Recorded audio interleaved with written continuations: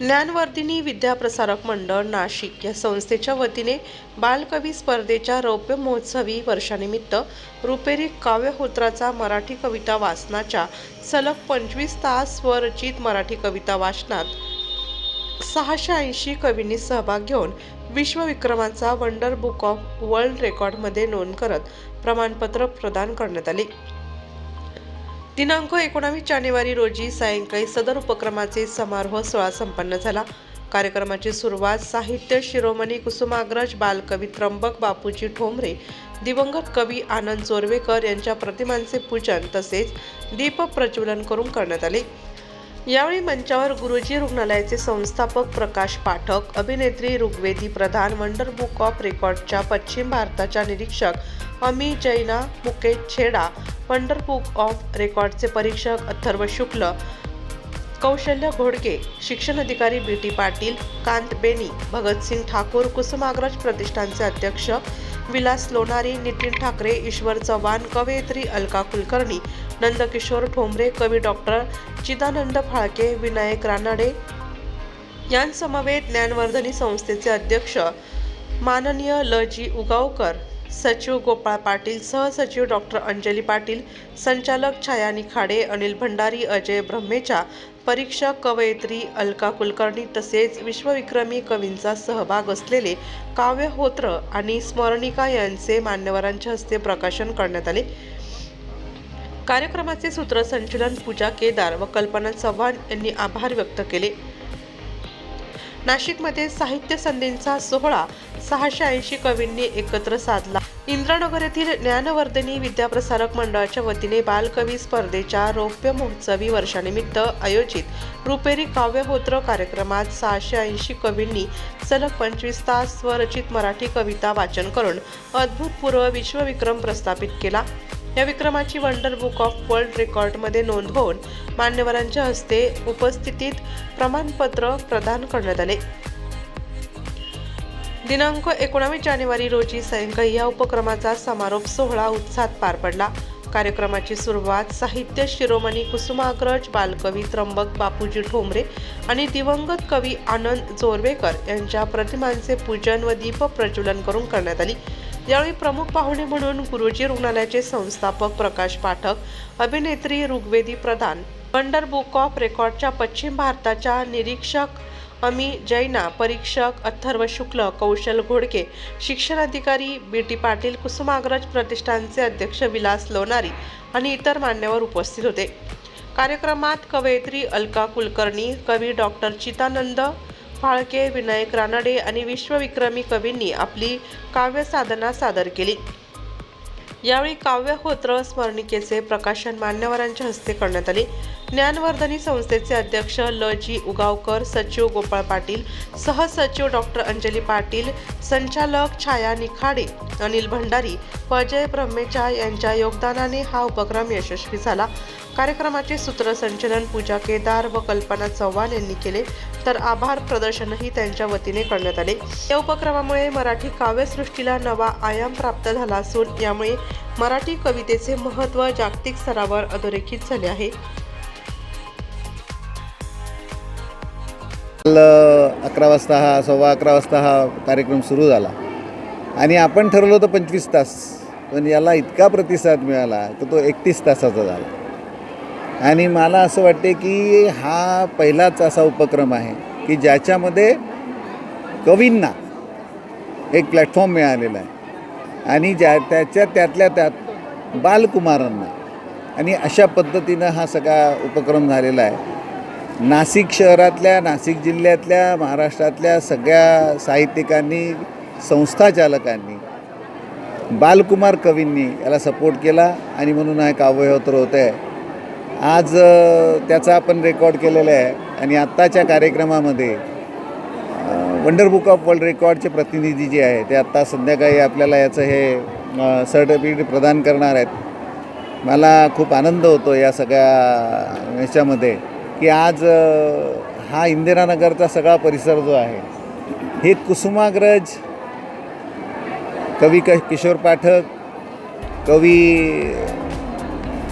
पी.वाय. कुलकर्णी म्हणजे आनंद जोरवेकर, त्र्यंबक बापूजी ठोंबरे, ह्या सगळ्या कवींच्या स्मृतीमध्ये आम्ही गेली 24-25 वर्षे जे करतो आहे आणि हे आज आपलाही हा परिसरच नाही, इंदिरानगर सगळं हे काव्यमय झालेलं आहे. आमच्या परिसरातल्या सगळे नागरिक अबालवृद्ध या कार्यक्रमाला आत्ता आपण बघतात की अजून कार्यक्रम सुरू व्हायला वेळ, पण सगळे झालेले आहेत.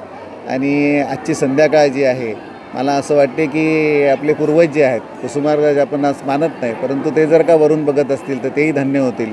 आम्ही काही कवी नाही आहे, परंतु त्यांनी दाखवलेल्या मार्गावरून एक पाऊल टाकण्याचा प्रयत्न करतो आहोत आणि त्याच्याकरता त्यांचे आशीर्वाद तर आम्हाला आहेतच. पण दृश्य स्वरूपामध्ये ही जी सगळी मंडळी या प्रांगणात आलेली आहेत आमच्या ज्ञानवर्धिनीच्या, त्यांचे प्रेम, त्यांचे आशीर्वाद, त्यांच्या शुभेच्छा आम्हाला लाभलेल्या आहेत. आजच्या कार्यक्रमाचे प्रमुख अतिथी आदरणीय प्रकाश पाठक दादा आणि ऋग्वेदी प्रधान हे दोघंही आता आलेले आहेत आणि आजचा कार्यक्रम आपण अगदी वेळेत पूर्ण सुरू करतो आहोत. मकर संक्रांत संपलेली आहे.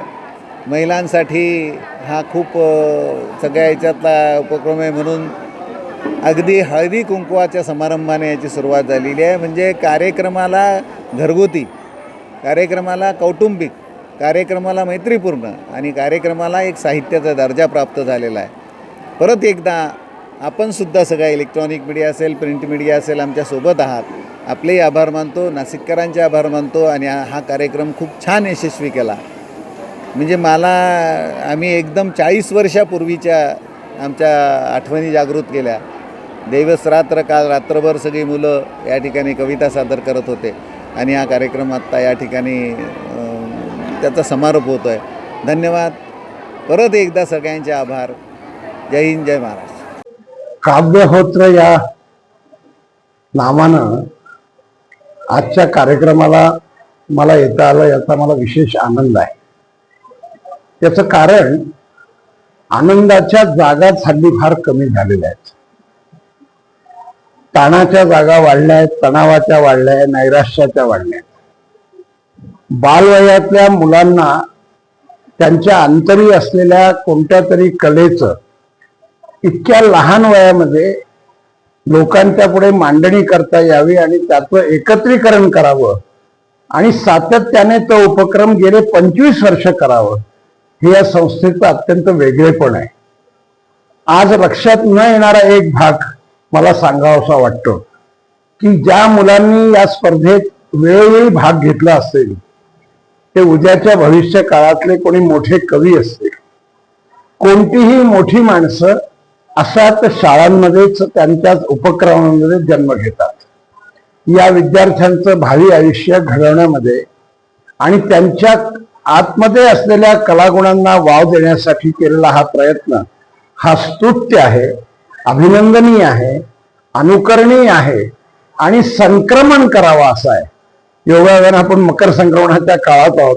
ह्या अशा गोष्टी समाजामध्ये जास्त प्रस्तुत झाल्या पाहिजे, कारण यामुळे सगळ्यात महत्वाचा जो फायदा होतो तो असा, नुसतं बघितलं आणि ऐकलं तरी कोणाला असं वाटू शकतं की आपणही हे करावं, आपण हे करू शकू, हे वाटण्याची भूमिका तयार होणारं हे मैदान आहे. आणि म्हणून मला स्वतःला या कार्यक्रमाला येता आलं याचा आनंद आहे. किंवा मला काही गोष्टी या कार्यक्रमातून शिकता येण्यासारख्या आहे. सर्वांचं मनपूर्वक अभिनंदन करतो आणि असे उपक्रम ठिकठिकाणी व्हावेत असं या निमित्तानं आवाहन करतो. ज्ञानवर्धिनी विद्याप्रसारक मंडळ आणि डेकेअर सेंटर शाळा आणि ज्युनियर कॉलेज यांनी आयोजित केलेल्या 25 तासाच्या काव्यहोत्रासाठी आज आम्ही इकडे सगळेजण नाश्ता चालतो आणि खूप दर्जेदार असा सोहळा झाला. गेले कितीतरी दिवस त्या कार्यक्रमाची सगळे तयारी करत होते आणि गोपाळ पाटील सर आणि त्यांचं संपूर्ण कुटुंब, मी त्यांना कार्यकर्ते किंवा आयोजकांमधला भाग असं म्हणणार नाही, संपूर्ण कुटुंब आहे ज्यांनी एकत्र मिळून हा इतका भव्य दिव्य कार्यक्रम उभा केला आणि जवळजवळ 671 मुलांनी त्यात भाग घेऊन खरोखर त्यांनी जे 25 तासाचं जे काव्यहोत्र करायचं ठरवलं होतं तर ते साकार झालं या सगळ्या मुलांच्या सहभागामुळे. खूप सुंदर कार्यक्रम झाला आणि त्यावर म्हणजे आपण चेरी ऑन टॉप असं म्हणूया की ह्या कार्यक्रमाची नोंद वंडर बुक ऑफ वर्ल्ड रेकॉर्डमध्ये घेण्यात आली आहे. त्यामुळे खूप आनंदाचं वातावरण आहे आणि या सगळ्याचा भाग योगायोगाने मला बनता आलं कारण माझ्याबरोबर सगळी दिग्गज मंडळी आहेत आज इकडे व्यासपीठावर. पण ह्या सगळ्यात मलासुद्धा ह्याचा भाग बनता आलं, या ऐतिहासिक क्षणाचा मला भाग बनता आला, म्हणून खूप आनंद होतो आहे आणि खूप आभारी आहे.